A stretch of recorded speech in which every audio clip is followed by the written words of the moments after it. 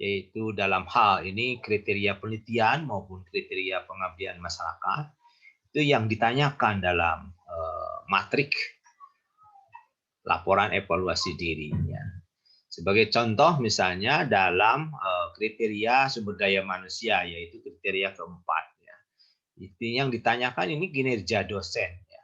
Mulai dari rekognisi dosen. Rekognisi dosen yang dihargai dalam LED, ya, LKPS, dalam akreditasi BAN-PT, itu diantaranya visiting lecturer, ya, keynote speaker, ya, mitra bestari, ya, kemudian narasumber, penghargaan prestasi, itu semua tidak akan bisa kita raih bila kita ya, melakukan penelitiannya secara konvensional, ya, secara reguler seperti tahun-tahun yang lalu yang kita lakukan. Ya. Untuk itu maka agar kita mendapatkan nilai baik dalam pertanyaan kriteria keempat sumber daya manusia terutama kinerja dosen, ini tentang rekognisi dosen, kita harus memulai penelitian yang visible untuk bisa kita publish dalam paling tidak ya, di publikasi nasional terakreditasi. Ya, publikasi nasional terakreditasi itu mulai dari Sinta 1 sampai Sinta 6. Kita tidak lagi berorientasi pada Sinta 3, 4, 5, 6. Mungkin kita sekarang harus berorientasi pada Sinta 1, Sinta 2 agar rekognisi dosen ya untuk misalnya ya berapa jumlah dari sitasi kita agar disitasi nih hasil penelitian kita, publikasi kita. Itu maka kita harus publikasi pada jurnal-jurnal yang hebat-hebat seperti itu ya. Kita juga kalau tanpa penelitian, tanpa publikasi, tidak mungkin ada orang yang mau mengundang kita menjadi keynote speaker. Ya. Tidak mungkin ada orang yang mau, misalnya jurnal yang mau mengundang kita menjadi mitra bestarinya. Ya.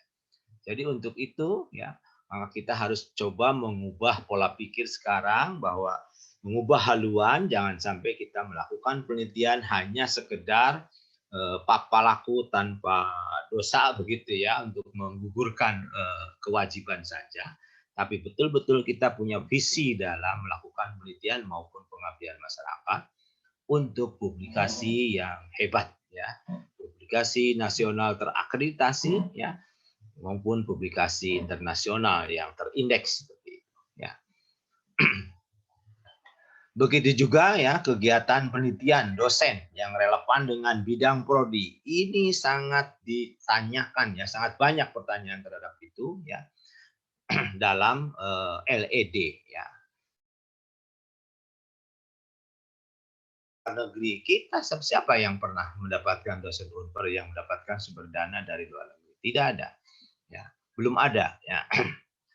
Ini kita harus mengarah untuk belajar ya sampai pada meraih dana sumber dana dari luar negeri. Ya. Jumlah penelitian dosen sumber dana dalam negeri sudah oke kita lumayan ya setiap tahun tidak kurang dari 1 miliar untuk semua untuk sekian puluh dosen ya mengambil dari DRPM Ristek Dikti ya Ristek Kemenristek sekarang sudah pisah dengan Dikti. Itu sudah bagus ya. Jumlah penelitian dosen dengan sumber dana internal perguruan tinggi dari Unpar itu sendiri, ini nilainya rendah sekali ya. Untuk jumlah penelitian jumlah dana dari kalau sumber dana kita, sumber dana penelitian pengabdian masyarakat itu dari internal saja, ini nilainya sangat rendah.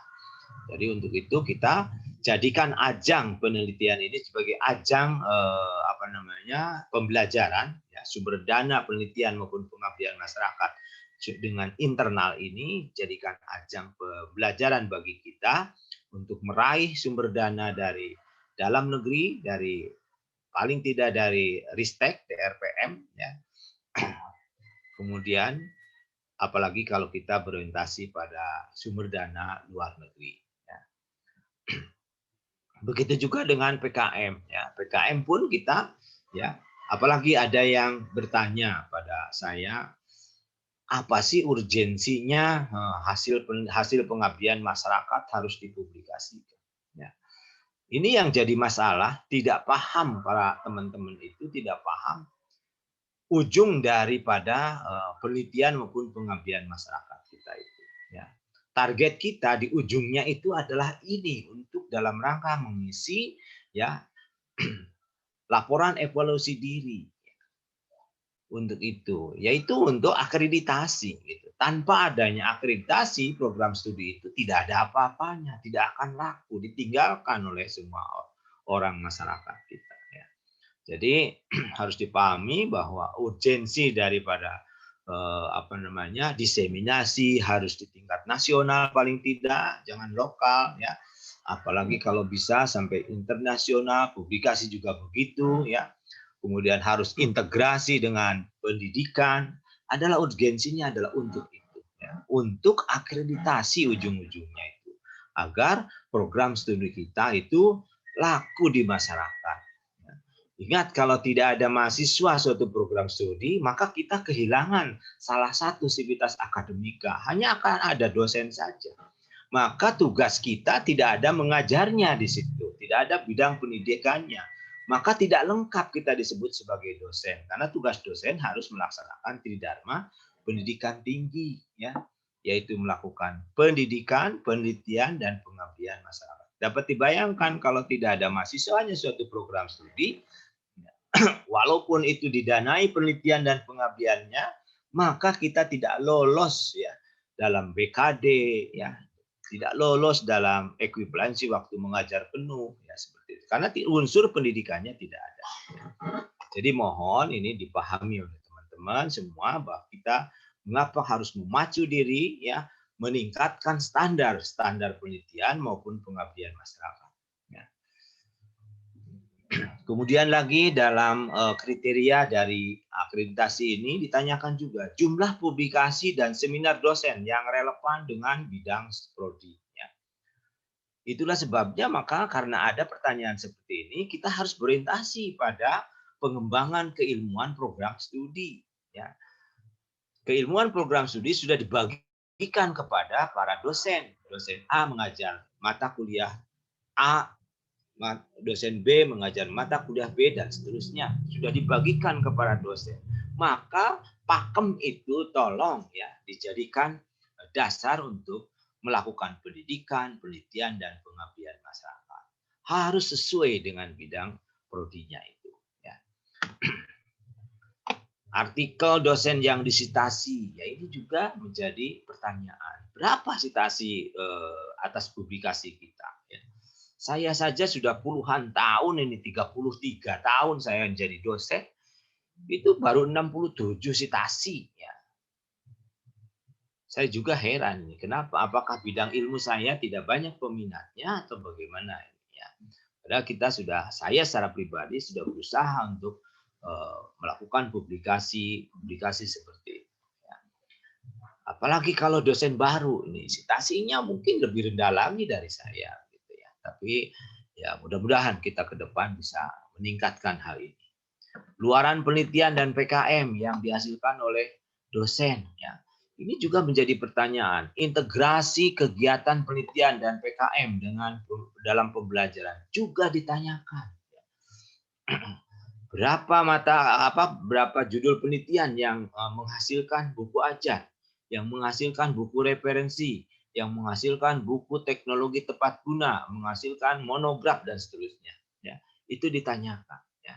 Kalau kita sebagai dosen tidak satupun mengarah ke arah situ, tidak menyumbangkan misalnya bahan ajar yang dihasilkan dari hasil penelitian kita, maka tidak punya peran kita sama sekali untuk prodi itu. Jadi untuk itu maka kita cobalah semua poin-poin ini kita pahami bersama dan kita upayakan. Kita berupaya untuk memiliki peran pada semua poin yang ada dalam instrumen akreditasi. Nah untuk itulah maka ya LP2M LP2M menggiring para dosen, mengajak para dosen semua untuk mencoba meningkatkan standar di bidang penelitian maupun pengabdian masyarakat. Standar yang dimaksud hanya ada 3 sebetulnya yang berubah di sini. Yaitu pertama, ya, diseminasi dalam bidang diseminasi hasil penelitian maupun pengabdian masyarakat. Dengan pedoman baru dan peraturan rektor yang baru itu, ini dosen diwajibkan untuk paling tidak diseminasinya adalah di seminar nasional yang diprosidingkan, ya, seminar nasional yang diprosidingkan. Syukur-syukur bisa seminar internasional dan diprosidingkan, gitu ya. Seperti itu. Kemudian dalam publikasi, paling tidak Bapak Ibu adalah publikasinya adalah yang terakreditasi, ya. Syukur-syukur bisa akreditasinya dengan Sinta 1, Sinta 2, ya. Syukur-syukur bisa publikasi dalam jurnal internasional, ya. Apalagi kalau jurnal internasional bereputasi, ya, seperti itu, ya. Yang ketiga, standar yang kita tingkatkan itu adalah integrasi, ya. Integrasi hasil penelitian maupun pengabdian masyarakat itu dengan pendidikan, ya. Karena tadi ditanyakan tuh integrasi itu, ya. Ini di C6 4G itu integrasi kegiatan penelitian dan PKM dalam pembelajaran. Ditanyakan, kalau jumlah dosen yang hanya beberapa orang saja yang mengintegrasikan hasil penelitian, yang berhasil mengintegrasikan hasil penelitian dengan pendidikannya, berarti lebih banyak dosen yang bergantung pada beberapa orang itu, ya. Cobalah kita jangan sampai bergantung pada orang lain, tapi kita digantungi oleh orang lain. Coba kalau semua berpikir seperti itu, maka akan hebat jadinya. Ya. Kemudian dalam peraturan Ban PT nomor 5 tahun 2019 ini tentang akreditasi prodi juga ditanyakan tentang dalam kriteria langsung ini, dalam kriteria penelitian. Peta jalan penelitian bagi dosen itu juga ditanyakan. Apakah dosen itu punya peta jalan nih yang memayungi penelitian dosen?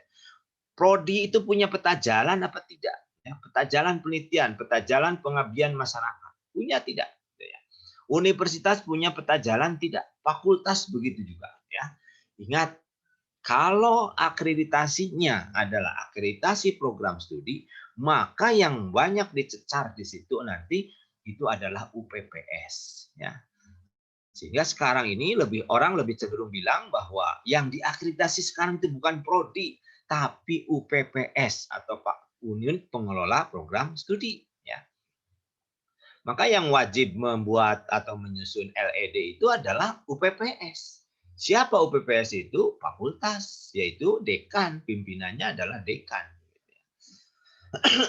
Gitu. Maka kalau dekan, kalau fakultas tidak punya peta jalan penelitian, maka penelitian-penelitian yang ada di program studi maupun yang dilakukan oleh dosen-dosen program studi itu tidak akan terarah. Gitu ya. Nah, ini mungkin maksudnya dari Ban PT. Ya. Mengapa ditanyakan peta jalan penelitian maupun peta jalan pengabdian masyarakat. Ya. Kemudian dosen dan mahasiswa melaksanakan penelitian sesuai dengan agenda penelitian dosen dan merujuk pada peta jalan penelitian. Itu juga ditanyakan. Ya. Bukan hanya dosen, ya, tapi juga penelitian mahasiswa, pengabdian masyarakat mahasiswa juga ditanyakan di situ. Nah, ini karena LPPM hanya mengelola penelitian dan pengabdian masyarakat dosen, ya, maka saya lebih cenderung untuk memotivasi dosennya, ya, dibanding dengan mahasiswa, ya, kecuali mungkin dari pengabdian masyarakat dari segi KKN, ya, yang besok mungkin kita akan menawarkan KKN-nya adalah KKN MBKM, ya. Seperti itu, ya. Jadi sekali lagi mohon dipahami bahwa standar penelitian dan pengabdian masyarakat ditingkatkan di Universitas Perjuangan Tasikmalaya ini dalam rangka kita, ya, untuk mendekatkan diri pada peraturan-peraturan, mematuhi peraturan-peraturan ini, ya, sehingga kita ketika dievaluasi, ya, misalnya melalui akreditasi program studi, kita sudah berada di garis yang ditekankan, yang diharapkan oleh Ban PT tersebut. Ya. Bapak Ibu yang saya hormati, ya, ini ada beberapa persyaratan umum penelitian dan pengabdian kepada masyarakat yang dilakukan di Universitas Perjuangan Tasikmalaya. Ini saya kira, ya, Persyaratan umum ini adalah sama ya dengan persyaratan umum antara edisi pertama ya, yang pedoman edisi pertama dengan pedoman edisi yang sekarang ini ya. Namun titik awal atau titik perbedaannya ini diantaranya adalah sekarang lebih menekankan kewajiban para dosen untuk melibatkan 2 orang mahasiswa. Karena mengapa? Ditanyakan itu dalam akreditasi. Ya. Jadi harus betul-betul diketahui betul perkembangan 2 orang mahasiswa itu dalam menulis skripsi. Kalau belum ada yang lulus misalnya ini, tapi ini Unpar sekarang sudah meluluskan beberapa angkatan ya. Ya. Tapi kalau ada mahasiswa yang di awal sudah ingin ikut penelitian dosennya, tidak boleh ditolak. Ya, arahkan mereka untuk menulis program kreativitas mahasiswa. Ya. Arahkan ke situ. Kalau itu penelitian berarti harus PKMP. Ya. Kalau itu pengabdian masyarakat mungkin ke PKMK. Ya. PKM kewirausahaan, PKM pengabdian masyarakat seperti itu. Jadi, nah ini juga harus dibuktikan dengan rencana kerja dari mahasiswa itu seperti apa, ya, dan dilaporkan nanti dalam laporan di dosen, ya. Bahwa 2 orang mahasiswa minimal itu, ya, betul-betul sudah membuat skripsinya atau membuat proposal PKM paling tidak atau mempunyai data untuk PKM. Ya, sehingga ada begitu ada tawaran PKM internal ataupun PKM dengan sumber daya dari Dikti, itu mereka sudah siap ya untuk mengikuti lomba tentang PKM tersebut. Ya.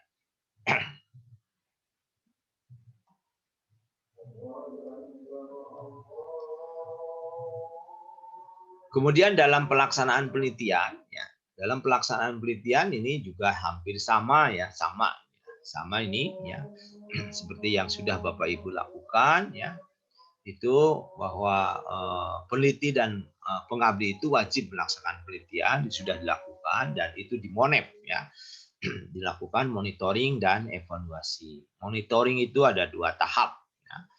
Itu Monep proses pelaksanaan penelitian ya. Ini dilakukan oleh reviewer yang independen. Untuk review ini, untuk Monep ini, maka Bapak Ibu harus menyiapkan logbook, menyiapkan laporan kemajuan, bahkan mungkin bisa harus menyiapkan laporan akhir. Ya. Ada juga Monep output dan outcome penelitian. Ya. Ini dilakukan juga oleh reviewer. Nah ini yang ditanyakan adalah laporan akhir kalau di output ini, serta di outcome-nya adalah hasil publikasi. Paling tidak ada draft, ya, draft untuk publikasi, tapi nilainya tentu beda ya dalam penilaian oleh reviewer yang dilaporkan kepada LPPM. Ya. Kalau draft itu mungkin baru 3 nilainya, kalau submit sudah 5 misalnya, kalau di under review misalnya sudah 6 nilainya, tapi kalau sudah publish itu nilainya bisa 7 seperti itu. Ada perbedaan di sini ya. Nah ini Bapak Ibu yang menjadi fokus kita dalam bahasan dalam sosialisasi hari ini ya, sore ini, itu adalah di outcome ya Bapak Ibu. Ya. Outcome penelitian maupun pengabdian kita tingkatkan nih standarnya. Ya. Kalau dulu boleh di diseminasinya hanya jadi peserta saja tanpa harus proceeding misalnya ya. Dan juga mungkin ya seminarnya juga di seminar lokal seperti itu. Sekarang ya ini mohon dimaklumi dan dilaksanakan bahwa apabila Bapak Ibu mendapatkan dana internal dari Unpar ya untuk penelitian maupun pengabdian, maka Bapak Ibu punya 4 kewajiban ya, yaitu paling tidak 3 ya, kecuali kalau PBH penelitian berpotensi haki dan pemberdayaan masyarakat desa binaan. Itu harus 4 outcome. Untuk yang selain itu ada 3 outcome yang harus diperhatikan. Itu pertama, diseminasinya wajib diprosidingkan dalam seminar nasional ya, maupun seminar internasional. Dua-duanya harus diprosidingkan. Tapi pilih salah satu. Ya. Mau seminar nasional boleh, mau seminar internasional boleh, ya, tapi harus diprosidingkan. Ya. Mengapa harus diprosidingkan? Ini karena prosiding pun ini ternyata ditanyakan ya dalam menunjang akreditasi. Ya. Kemudian publikasi. Ya. Publikasi ini kalau dulu ya boleh publikasi pada jurnal nasional, artinya jurnal yang tidak terakreditasi. Sekarang tidak boleh lagi Bapak Ibu, ya standarnya kita sudah naikkan, maka minimal Bapak Ibu harus berpublikasi dalam dalam jurnal nasional terakreditasi. Syukur-syukur bisa jurnal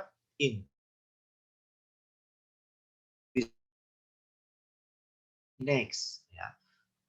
Misalnya terindeks Scopus, misalnya seperti itu.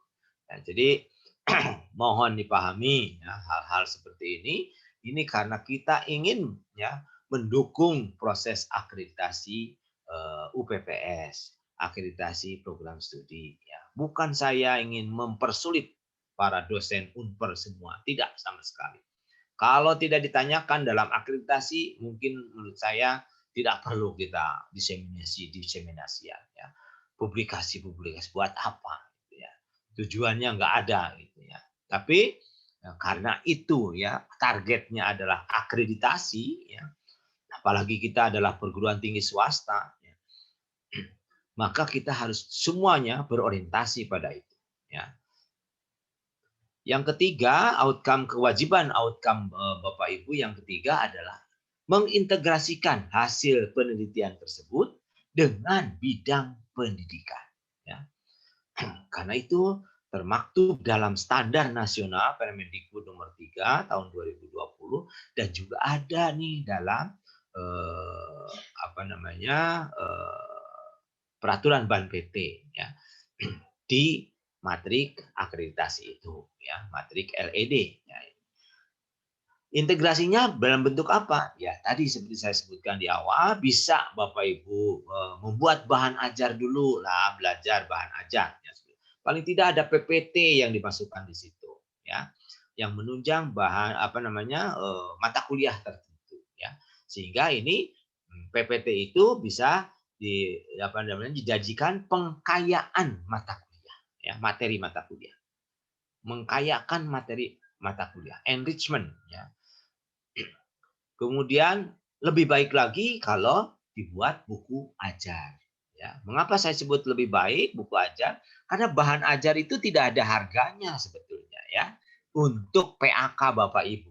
Tidak ada nilainya. Ya.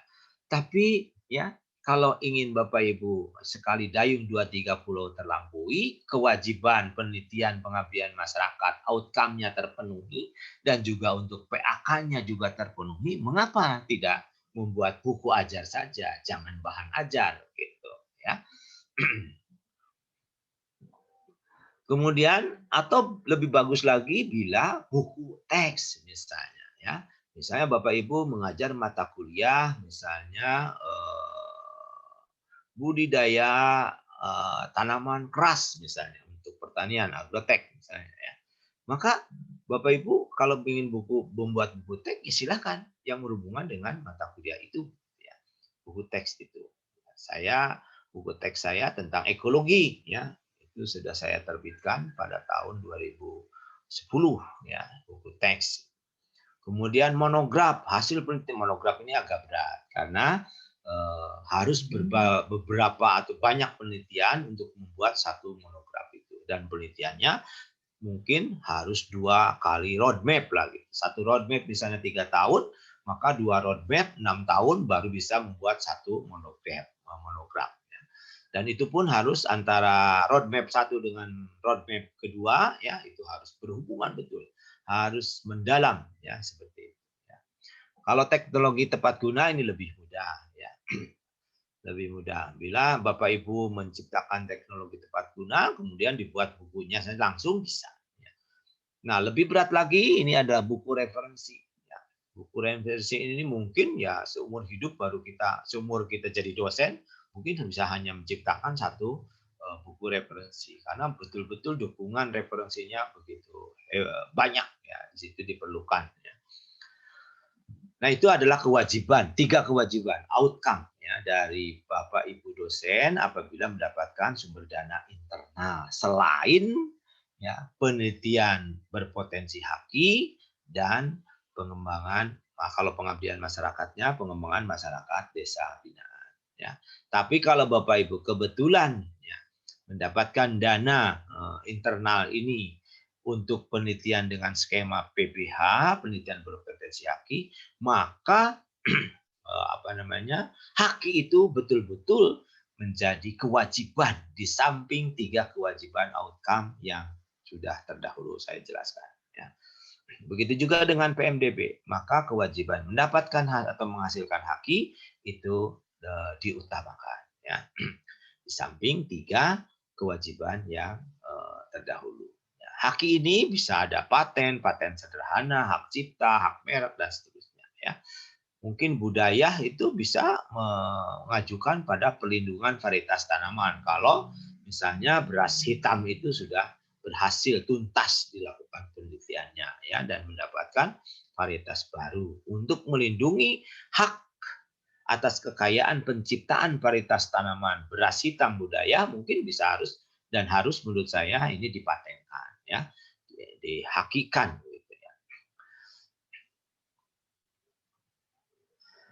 Bapak Ibu yang saya hormati, kalau kita lihat skema penelitian maupun pengabdian masyarakat di Unpar ini masih sama ya. Skema penelitiannya itu ada 3, cuman standarnya saja yang kita tingkatkan ya.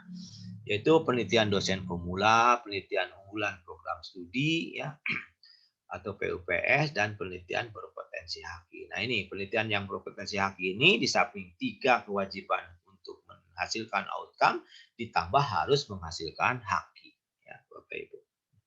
Kalau kita bandingkan antara satu dengan yang lain di skema yang satu dengan skema yang lain di pedoman penelitian kita ya. Ini dananya memang berbeda.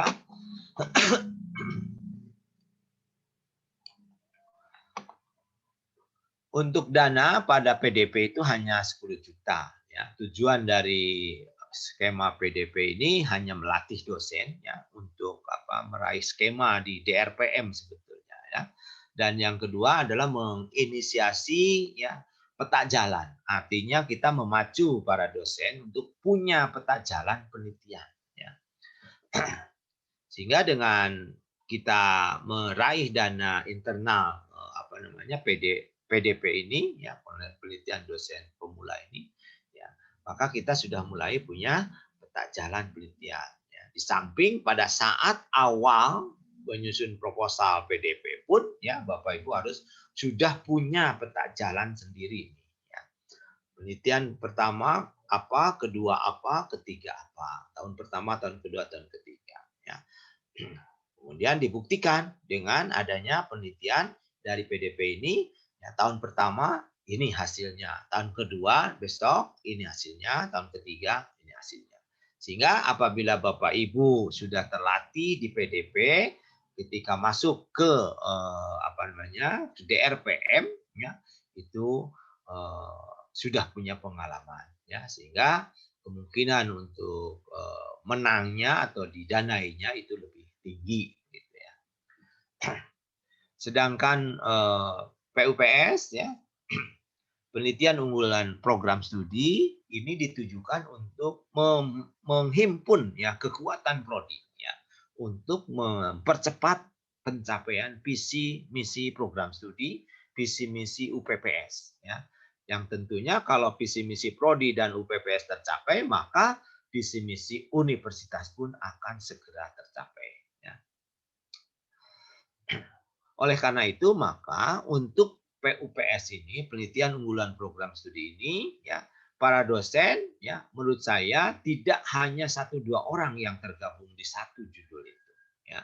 Dan mungkin besok kalau tidak ada yang meraih ini yang mengusulkan ini mungkin besok akan jadi kewajiban dari ketua program studi untuk menyusun proposal PUPS ini ya. Akan menjadi penugasan kepada program studi untuk menyusun paling tidak satu program studi, satu proposal PUPS yang dikeroyok oleh dosen-dosen prodi di situ. Ya. Jadi mohon pemahamannya nanti pengertiannya pada Koprodi ya dalam menyikapi ya kenaikan standar ini ya. Jadi betul-betul kita menuju pada akreditasi, berorientasi pada akreditasi ya. Sehingga penelitian PUPS pun ini ya ini kita berorientasi pada pengembangan ke arah pengembangan UMKM. Ya. Apakah bisa kita? Mesti bisa, ya, mesti bisa dan harus bisa menurut saya. Ya. Jadi dengan penelitian ini, ya, penelitian PUPS ini dan juga nanti PBH, ya, ini akan lebih mempercepat ya untuk pencapaian visi misi program studi. Nah sampai saat ini dinilai ya untuk penelitian yang ada di Unper ini yang dilakukan oleh kita itu belum menyentuh dengan baik ya tentang pencapaian visi misi kita, terutama adalah pencapaian terhadap visi karakter kejuangan dan juga visi kearifan lokal itu ya. Jadi mohon ini ya dipahami dan dilaksanakan ya. Tolong dipelajari dengan baik ya agar kita terangsang untuk melakukan penelitian UPS ini. Ya.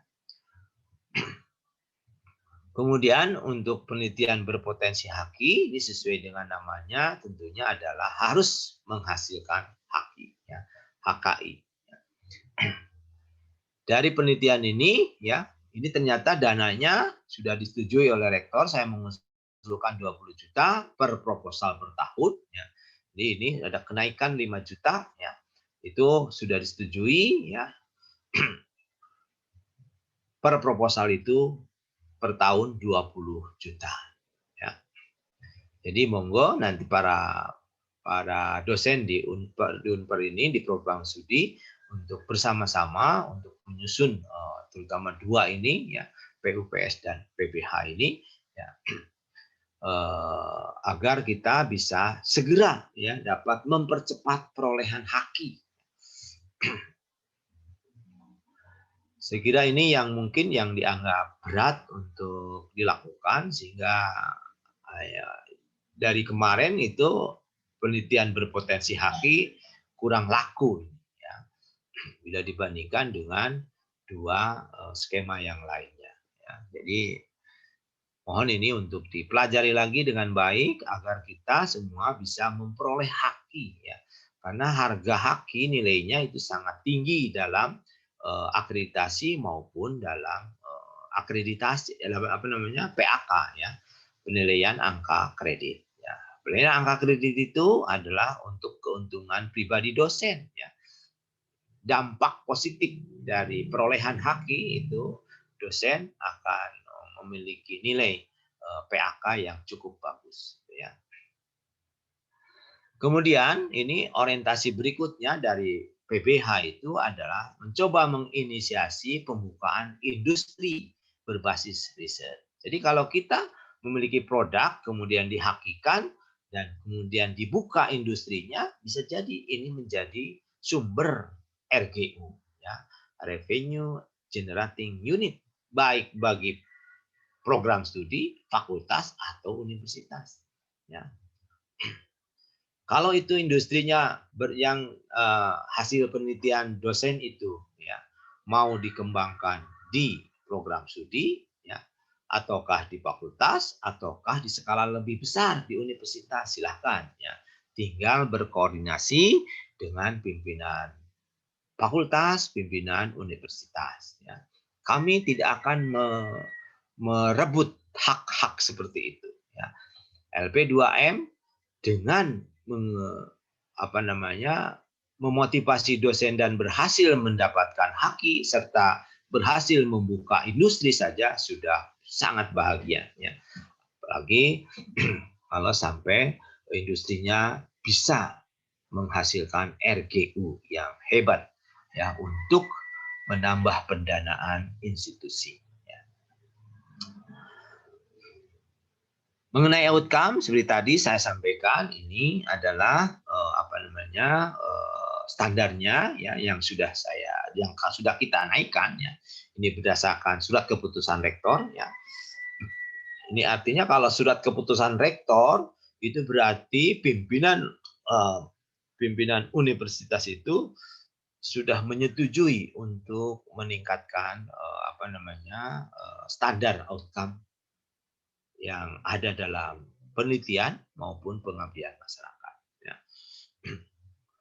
Jadi standarnya ini untuk PDP dan PUPS itu 3 ya, yaitu diseminasi yang dimuat dalam proceeding seminar nasional atau seminar internasional. Publikasi ya nasional terakreditasi ya, pada jurnal nasional terakreditasi atau jurnal internasional bereputasi dan terintegrasi dengan pendidikan, bisa berbentuk bahan ajar, buku ajar, monograf, TTG ya, buku referensi ya, seperti itu ya. Begitu juga dengan PUPS ya. Tapi kalau PBH di samping 3 kewajiban outcome tadi ditambah dengan memperoleh hak, wajib memperoleh hak. Dan bila ya Bapak Ibu mengusulkan proposal ya, kemudian direncanakan hakinya seperti apa, seperti itu ya. Dan ternyata dalam tahun itu tidak tercapai hakinya, maka akan menjadi utang ya, Bapak Ibu. Mohon itu untuk diperhatikan. Bukan saya nakut-nakutin ya, tapi bagaimana caranya kita membuat strategi agar kita bisa mencapai semua ini. Ya. Maka dari itu saya ingin merangsang motivasi dan merangsang inovasi, kreativitas dari Bapak Ibu agar semua outcome ini tercapai dengan baik. Baik dalam skema penelitian yang lebih rendah, misalnya PDP, ataupun lebih tinggi, PUPS maupun PH. Ya.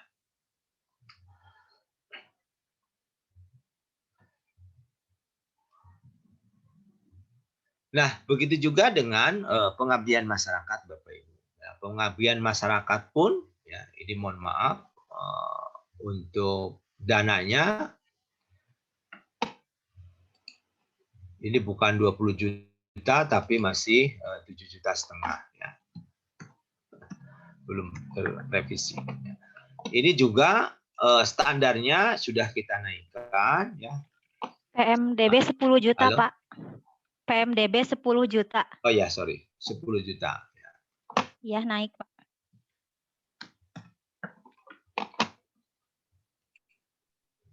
PMDB yang naik 10 juta, ya, ini disebabkan karena harus memperoleh haki juga ya untuk PMDG.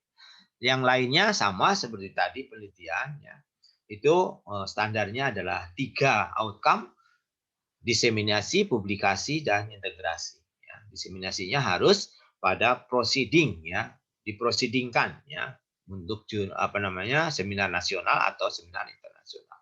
Publikasinya harus pada jurnal nasional terakreditasi atau jurnal internasional berreputasi. Mengenai perbedaan apa itu jurnal internasional dan jurnal internasional berreputasi, Bapak Ibu sudah paham betul karena itu juga ada dalam peraturan rektor tentang insentif publikasi, ya, Bapak Ibu. Nah, mungkin besok ini bila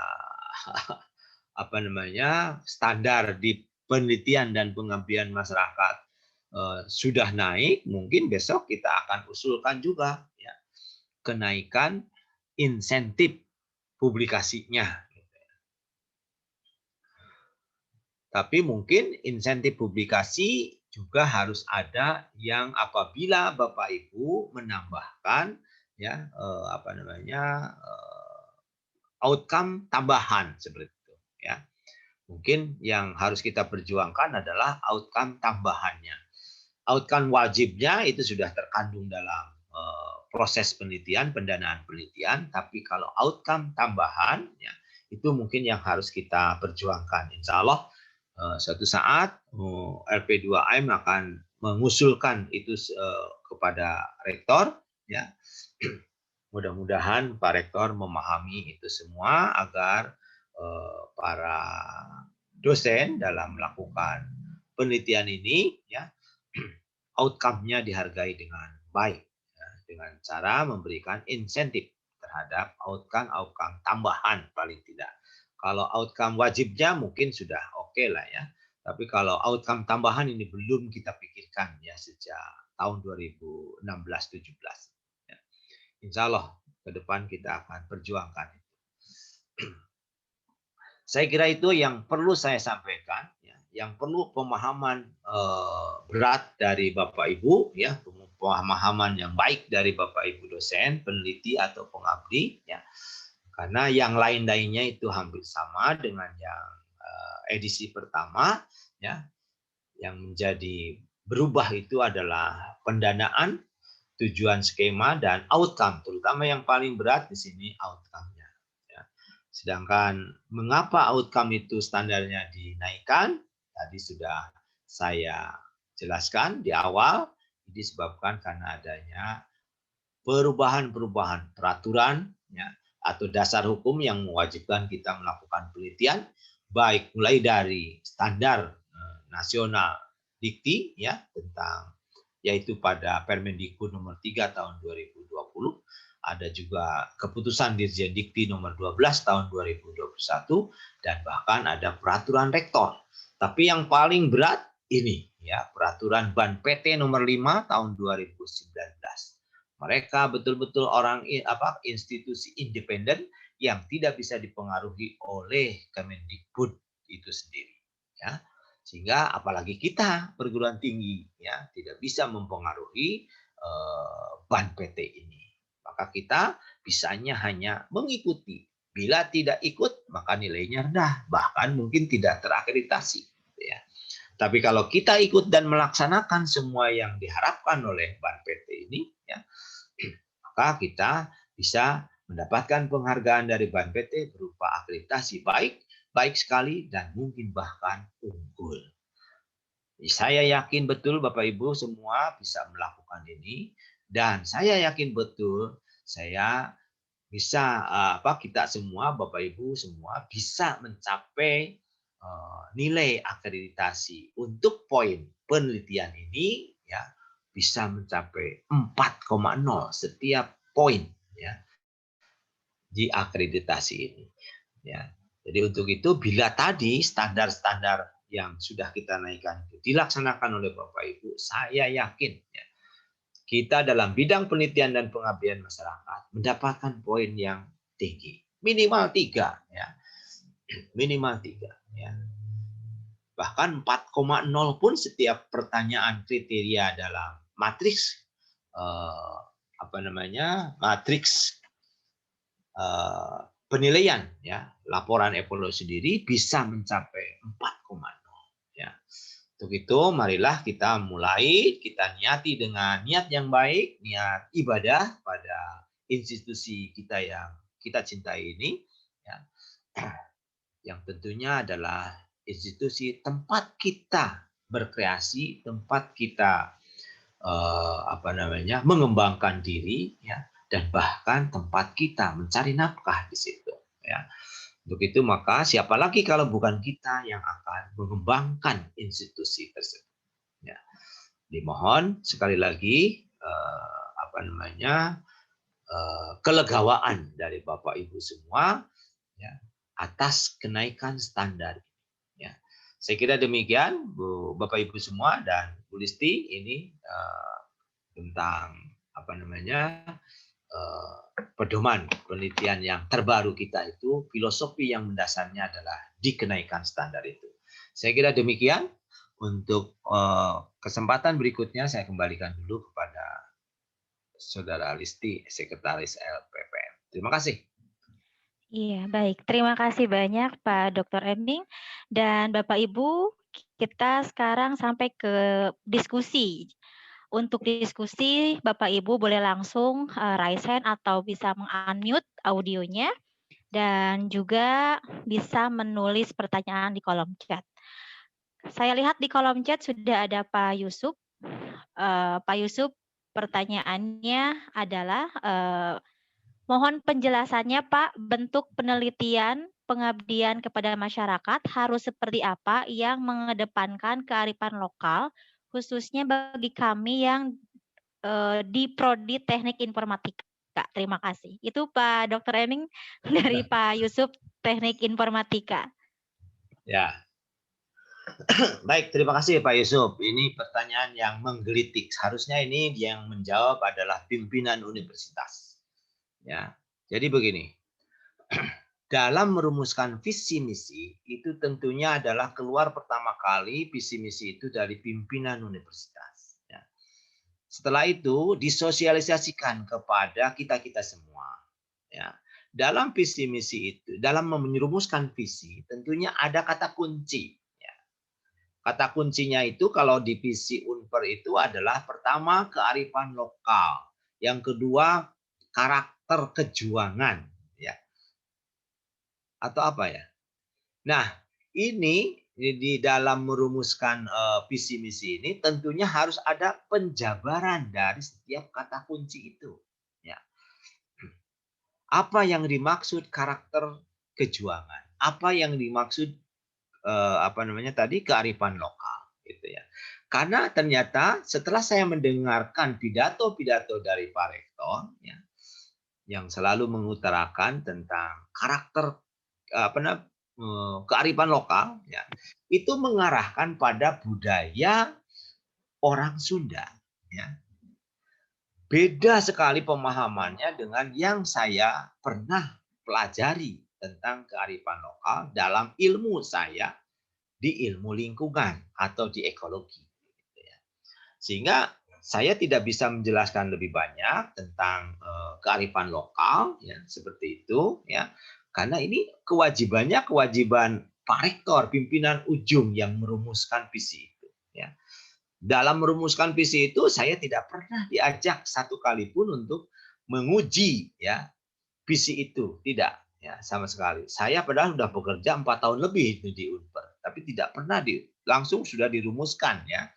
Tapi tanpa adanya penjelasan. Kalau kita lihat visi misi orang perguruan tinggi lain, itu selalu diikuti dengan penjelasan kata kunci. Dan selalu diikuti orientasi dari itu semua kemana, mengembangkan apa.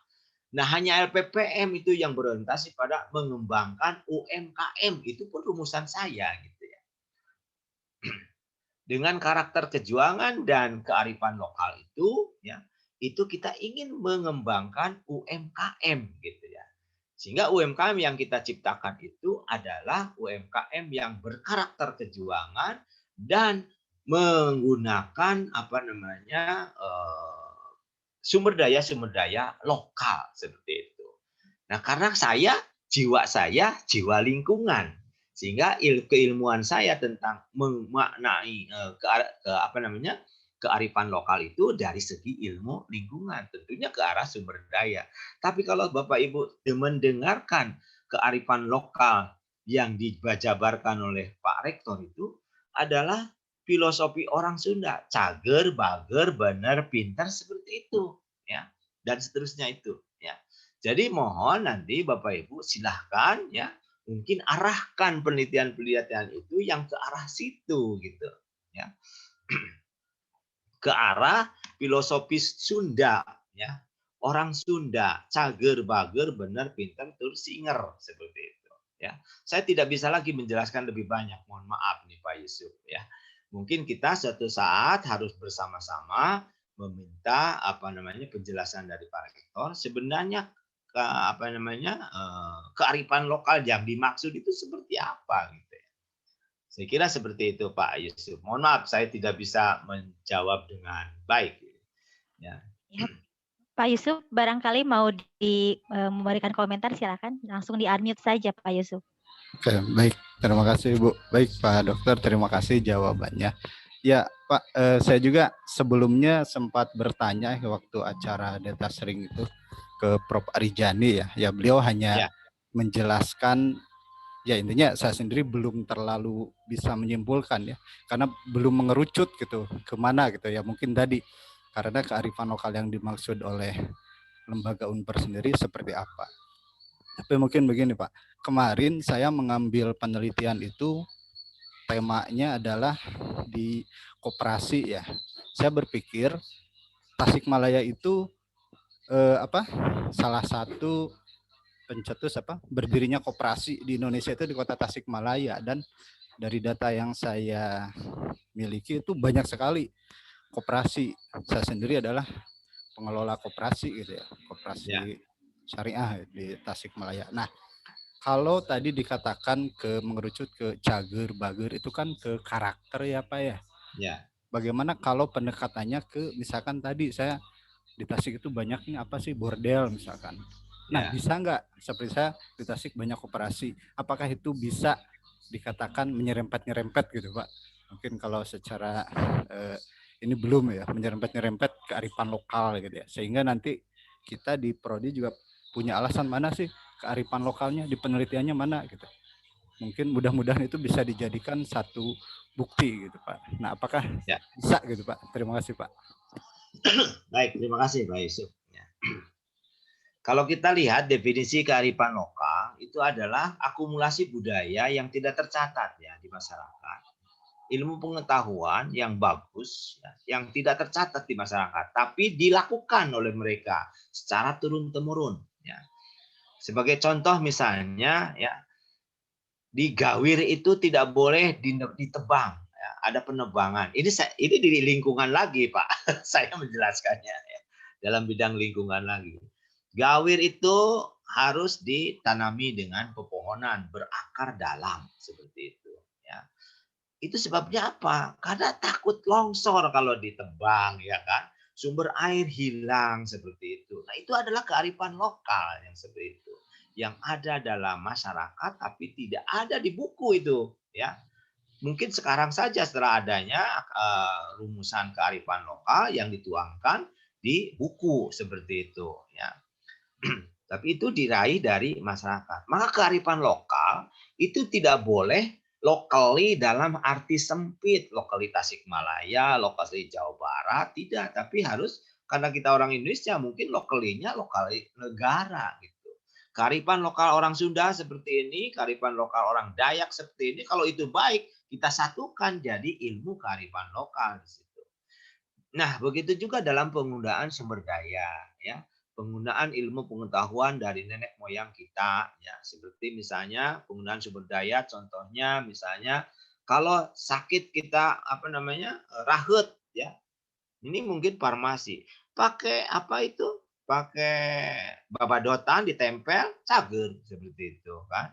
Kemudian juga nanam tanaman pakai kotoran hewan kohe, ya seperti itu, tidak menggunakan pestisida, tidak menggunakan, itu adalah kearifan lokal yang hilang oleh Orde Baru akibat adanya Green Revolution seperti itu.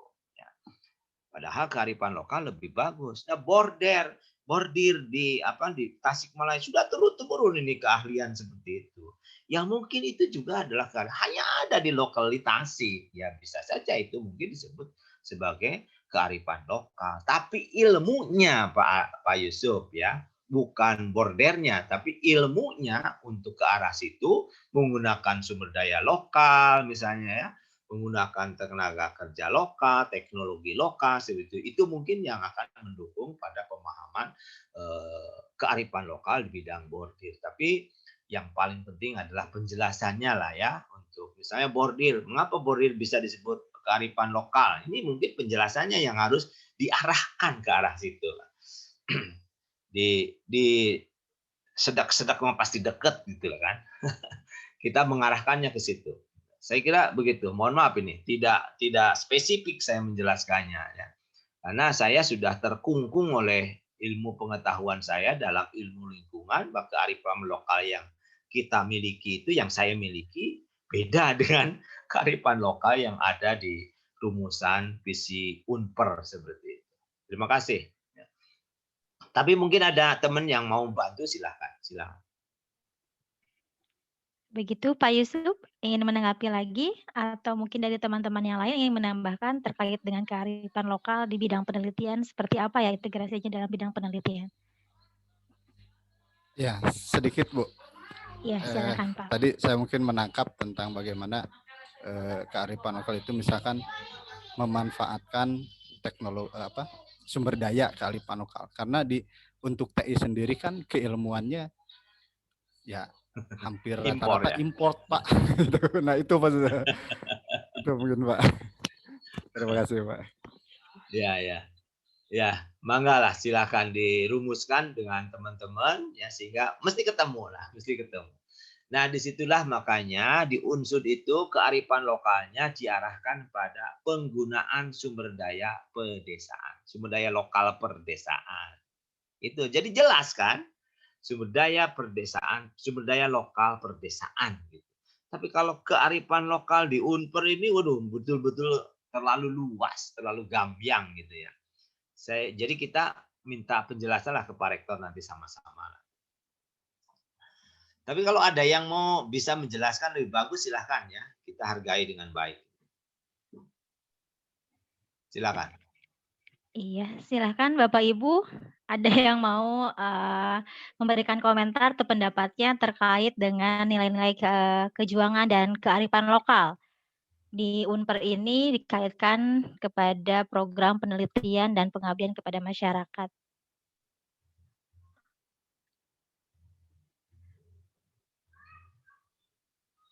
Tidak ada. Sepertinya belum ada Pak yang mau menanggapi terkait dengan kearifan lokal. Pertanyaan berikutnya mungkin. Iya. Baik, terima kasih begitu ya Pak Yusuf ya. Semoga nanti Ya, Pak Yusuf terima kasih. bersama teman-teman teknik informatika bisa mendiskusikan terkait dengan makna kearifan lokal diintegrasikan dalam penelitian dan pengabdian masyarakat di bidang Bapak. Dan saya menginvite kembali penanya yang kedua, silakan langsung saja di-unmute terkait dengan penelitian dan pengabdian kepada masyarakat edisi kedua. Silakan Bapak Ibu.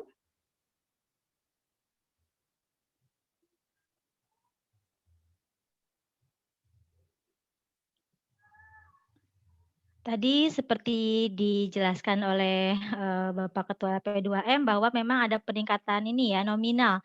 Jadi dana PDP yang tadinya 10 juta sama ya, 10 juta, PUPS 15, tapi PBH yang naik dari 15 juta naik ke 5 juta jadi 20 juta.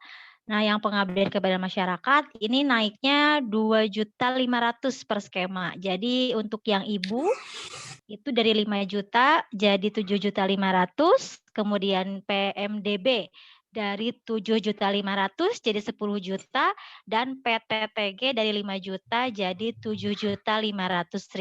Itu kenaikan penelitian dan pengabdian kepada masyarakat di edisi yang kedua ini. Dan bagi Bapak Ibu yang masih bingung nanti akan meneliti apa, karena kami di APPM sebetulnya sudah menerima roadmap penelitian Bapak Ibu. Jadi baru 8 prodi, Pak Dr. Eming saya laporkan kembali, baru 8 prodi yang sudah mengumpulkan roadmap penelitian. Jadi 2 prodi, teknik informatika dan program studi PGSD itu belum mengumpulkan roadmap penelitian. Jadi dari roadmap tersebut kami kemarin sama Pak Andri sudah melihat, oh iya nanti akan ada tema-tema apa untuk di penelitian hibah internal maupun yang dikti di tahun 2021 ini. Baik Bapak Ibu, saya kembali membuka sesi tanya jawab. Silakan Bapak Ibu yang masih penasaran dengan apa yang akan dilakukan di pedoman kedua ini, tentukan seperti apa atau masih bingung. Ya, Bu Listi. Silakan. Oh iya, silakan. Aku. Baik Bu Intan, bisa ya. Ya langsung saja. Iya, oke. Baik, Assalamualaikum warahmatullahi wabarakatuh. Waalaikumsalam warahmatullahi wabarakatuh. Selamat sore Pak Dr. Eming, Bu Listi, dan Bapak Ibu semuanya. Iya Pak, ini saya masih belajar ya Pak. Kemudian saya mau nanya nih Pak, untuk yang Pengmas, kebetulan saya juga belum punya haki ya Pak. Nah untuk Pengmas, pertama tadi diseminasikan di proceeding di pertemuan ilmiah ya. Nah itu apakah si pertemuan ilmiahnya itu Bu Listi, apakah apa sih namanya khusus untuk Pengmas atau bisa di seminar nasional atau internasional yang yang bebas Bu, bebas ya? Silakan. Oh bebas ya Yang Pak. penting diterima oleh panitia. Oh iya, jadi tidak khusus untuk yang Pengmas gitu, Tidak. enggak Yang kayak penting jurnal ya Pak, enggak ya? ya, yang indikatornya diterima oleh panitia dan mau Baik. dimasukkan dalam Iya. proceeding. Iya baik siap Pak. Nah kalau untuk haki, apakah memang temanya kita tuh harus memang belum ada yang sama atau yang seperti apa sih Pak yang harus dihakikan untuk Pengmas gitu? Saya belum paham sih Pak gitu, yang harus Oke. dihakikan nanti gitu kalau dari Pengmas ya. Baik, terima kasih itu Bapak dan Bu Listi, terima kasih. Baik, Iya, terima terima kasih kasih Bu Bu Intan. Intan. Silakan Sehat Bapak ya Bu lanjutkan. Intan. Alhamdulillah Pak. Alhamdulillah. Ya. Terima kasih pertanyaannya, ini bagus sekali ya. Ini untuk haki pun ini sepertinya kita sudah pernah mengundang ahli haki ya dari Kemenkumham ya kalau tidak salah. Iya betul. Itu ternyata penjelasannya adalah bagaimana menghakikan proyek kita, bagaimana menghakikan produk-produk kita ternyata. Bukan bagaimana merumuskan haki gitu ya. Nah ini mungkin suatu saat kita harus mencoba mendatangkan ahli ya bagaimana merumuskan haki ya, membuat penelitian yang akhirnya bisa mendapatkan haki. Seperti itu. Ya. Nah, haki yang kita maksud di sini sebagai contoh misalnya Bapak Ibu pengabdian masyarakat di suatu UMKM. Ya. Kemudian ternyata terumuskan di situ mereka memerlukan mesin yang bisa mencacah singkong misalnya sekian detik, sekian singkong per detik misalnya seperti itu. Maka diciptakanlah di situ mesinnya seperti itu ya. Nah ini mesin ini bisa dihakikan seperti itu ya.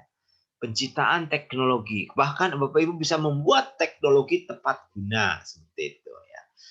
Jadi ada mesin sebagai teknologi tepat guna, mesin ini didaftarkan hakinya, mendapatkan sertifikat haki, kemudian bisa menulis bukunya tentang mesin teknologi tepat guna. 3 keuntungan bisa diraih dari situ. Ini sebagai contoh yang sederhana saja. Ya. Nah ini yang berpotensi haki itu sebenarnya PMDB juga ya, pemberdayaan masyarakat desa binaan misalnya. Ya. Itu juga bisa dihakikan. Ya. Bisa mendapatkan haki di situ. Masyarakat di situ misalnya kesusahan dalam sekarang dengan COVID misalnya. COVID-19 ini membuat terpuruknya ekonomi masyarakat. Kemudian Bapak Ibu berdiskusi dengan masyarakat di situ, maka tercetus, oh kita ciptakan ini, itu dan ini misalnya, ya. Maka itu bisa ciptaan itulah bisa dihakikan begitu ya. Bahkan hal yang kecil saja misalnya membuat keripik talas yang beda dengan yang lain, kemudian didaftarkan hakinya bisa, ya seperti itu. Jadi tidak harus yang hebat-hebat seperti membuat robot lah, misalnya membuat mesin ini itu dan tidak. Ya, hal kecil pun bisa didaftarkan hakinya seperti itu. Ya. Jadi tidak usah takut dengan kata haki itu, tidak perlu yang muluk-muluk. Ya. Yang sederhana juga bisa dihakikan. Ya. Yang penting adalah Kemenkumham bisa menilai bahwa itu benar-benar ciptaan murni, inovasi baru gitu ya, dari kita. Ya. Yang menilai itu haki benar atau tidaknya itu adalah mereka yang akan memberikan sertifikat haki itu, bukan kita, bukan teman kita. Ya. Mungkin teman kita mencibir gitu ya, tapi nyatanya Kemenkumham memberikan sertifikat haki. Mau apa? Mau bilang apa kita? Kan nggak bisa gitu ya. Saya mau berkata seperti apa kalau misalnya itu ada sertifikatnya kan? Itu sebagai bukti. Jadi nggak usah khawatir harus muluk-muluk. Misalkan harus menciptakan robot itu dan ini, ya tidak. Bahkan itu orang teknik informatika, bisa banyak sekali itu haki yang didapat dari situ ya. Misalnya menciptakan sistem manajemen untuk UMKM spesifik, UMKM apa misalnya keripik talas misalnya gitu ya. Pemasarannya seperti apa? Daftarkan hakinya kan bisa ya. Yang penting bukan menjiplak orang lain ya. Seperti itu. Jadi betul-betul hasil karya kita yang beda ya. Kalaupun ada karya orang lain yang mirip, kita tahu pasti bedanya di mana ya. Bedanya itulah haki kita gitu ya. Seperti itu. Jadi Tidak perlu haki itu utuh, satu mesin utuh semua milik kita, tidak. Mungkin orang lain punya apanya, hakinya apa, kita adalah hakinya apanya lagi gitu ya. Tambahannya atau memperbaikinya. Itu dihakikan seperti itu. Saya kira begitu, Bu Intan ya. Mungkin Iya, Pak. Iya, terima mudah-mudahan kasih bisa, banyak, Pak. Iya, ya, iya. mudah-mudahan bisa menginspirasi. Iya, Pak. Terima kasih Bu Intan dan Pak Dr. Eming. Baik, selanjutnya penanya ketiga. Pak Arif bisa langsung saja di-unmute, Pak Arif. Baik. Iya, silakan. Assalamualaikum warahmatullahi wabarakatuh. Waalaikumsalam. Sebelumnya terima kasih atas kesempatannya Ibu Moderator. Saya izin bertanya, Pak Eming. Baik. Silakan. Jadi begini, Pak. Kemarin itu saya kebetulan sudah melaksanakan diseminasi, tapi ketiga diseminasinya tidak ada yang saya cetak di proceeding, begitu Pak. Karena kalau tadi saya perhatikan dari yang telah Bapak sampaikan, begitu ya, berdasarkan Perban PT nomor 5 tahun 2019 tadi, terdapat peningkatan standar yang mewajibkan hasil diseminasinya dicetak dalam bentuk proceeding. Iya, betul Pak. Nah, pertanyaan saya Pak, apakah nantinya tidak jadi masalah kalau misalkan saya dicetak begitu hasil diseminasinya dicetak dalam proceeding, kemudian saya menerbitkan jurnal yang serupa datanya mungkin gitu Pak, apakah tidak akan bermasalah atau terdetek oleh Anjani begitu Pak, kurang lebihnya. Baik. Terima kasih Pak. Terima kasih Pak Arif, terima kasih. Pasti ada masalah Pak Arif kalau seperti itu ya. Maka kita harus kreatif di situ ya. Membuat satu penelitian itu kalau ada produk outcome-nya harus minimal diseminasi di proceeding, kemudian harus publikasi, maka kita bikin penelitian itu ya datanya harus variabelnya ditambah dong begitu ya. Begitu. Kalau satu variabel dipublikasikan di proceeding dan juga dipublikasi di jurnal, kan plagiasi Pak, akan jadi masalah gitu ya. Tidak boleh seperti itu ya. Nah, di situ maka ini akan memperkaya ya dan membuat kita belajar lebih banyak untuk berpikir lebih banyak. Proceedingnya ya iya, judulnya beda dengan publikasinya begitu. Jadi satu penelitian bisa dua produk di situ, yaitu proceeding dan juga publikasi ya. Jadi dari sekarang kita harus berpikir bagaimana nih membuat proposal yang nanti ujungnya ada diseminasi di proceeding ya, ada juga publikasi di jurnal. Jurnalnya pun kita harus berpikir keras nih, jurnal tidak boleh ecek-ecek, maka datanya pun harus hebat begitu ya. Berapa variabel nih yang harus kita teliti begitu ya, karena ya jurnal-jurnal itu melihat variabelnya ya. Variabelnya yang banyak begitu untuk memecahkan masalah penelitian itu, tapi variabel itu saling nyambung di situ ya, yang membuat pemecahan masalah lebih dalam gitu ya. Nah, itulah yang kita harapkan. Ya. Di situ itu maka dari tadi saya bilang ini berat sekali kenaikan standar seperti ini. Ya. Karena proceeding harus beda dengan publikasi.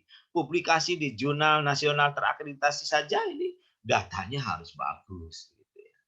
Nah ini makanya saya dari tadi mohon pengertiannya dari sekarang dan mohon siap-siapnya untuk menuju pada itu semua. Ya. Saya kira begitu Pak Arif.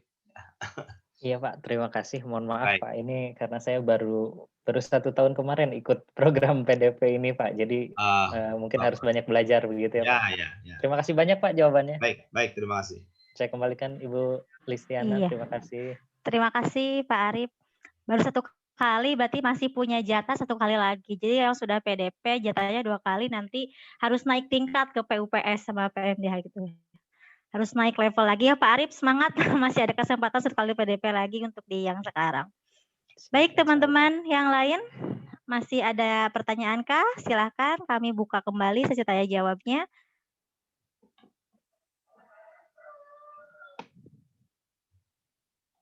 Silahkan.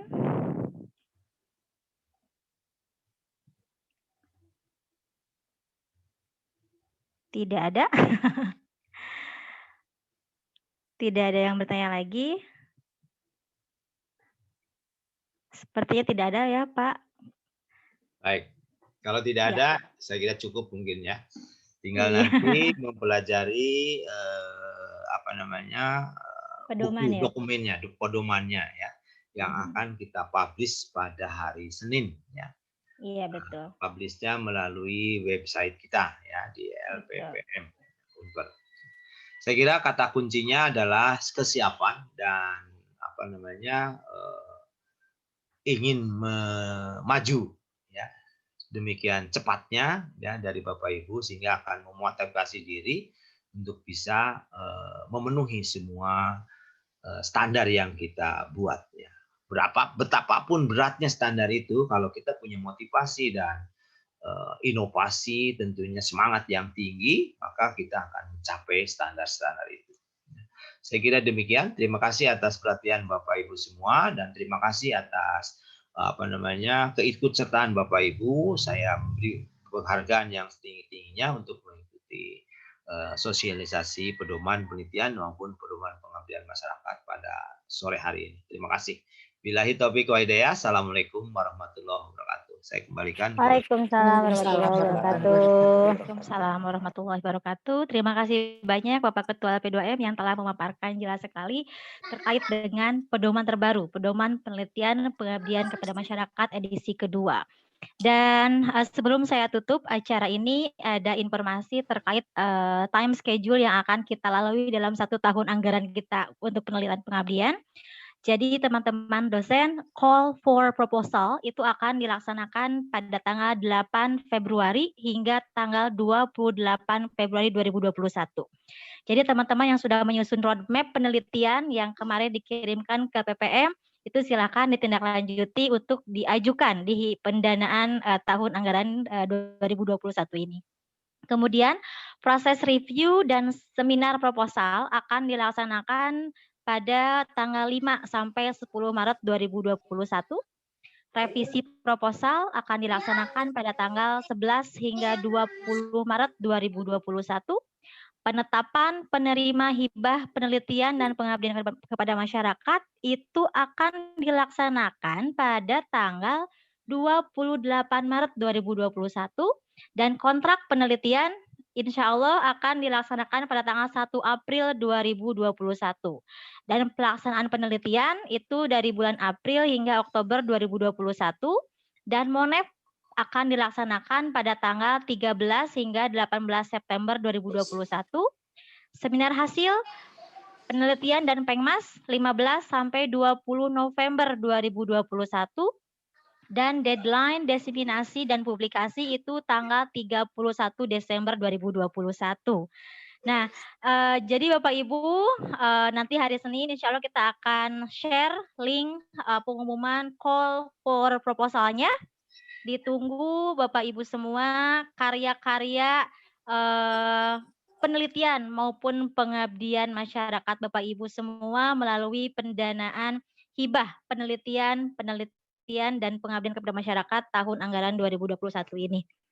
Baik, sebelum ditutup, mari kita foto bersama terlebih dahulu. Saya ingin Bapak Ibu berkenan, mohon kiranya untuk mengaktifkan kamera.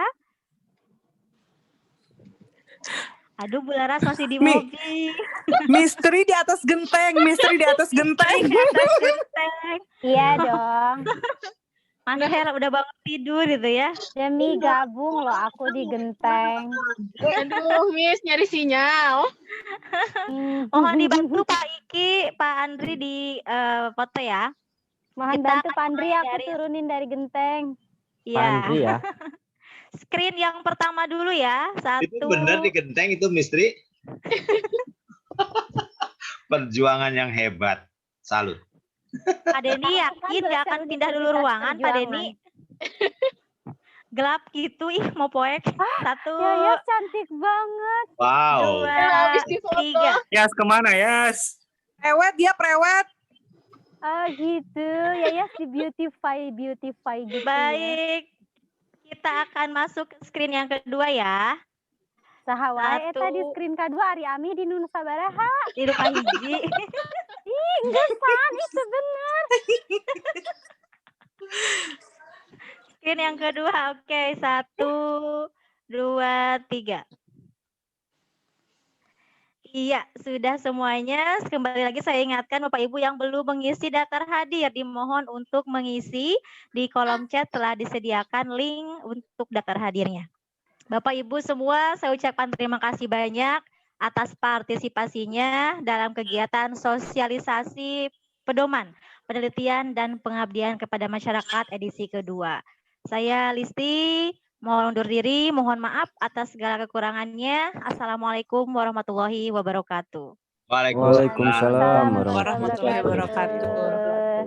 Terima kasih Bye-bye Bapak. semuanya. Terima kasih Dadah. semuanya. Mistri kade turuna mistri. Nya pangurunkeun atuh ieu aya tuh.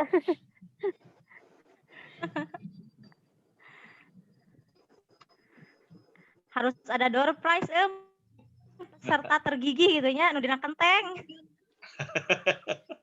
Mistri hebat. Untung tuh naik karena tanggal peteuy nya. Aduh. Loh, kok Pak Ali, Pak Farhan? Oh, ini bujang semua mampai gitu tuker-tukeran. Malam mingguan sih gak namanya tama Mi. Iya, bener.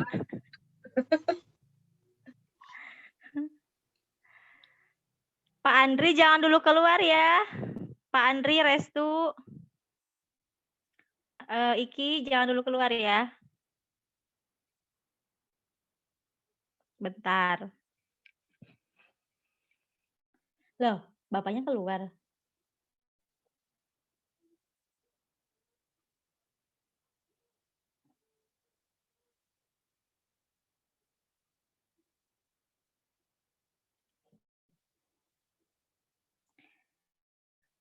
Oke, sepertinya harus bantu di remove Ki, Pak Ade, Pak Andri yang lainnya.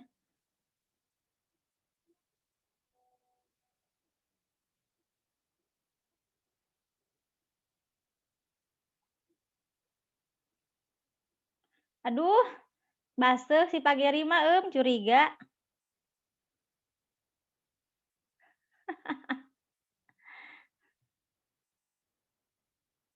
Mana nih remove?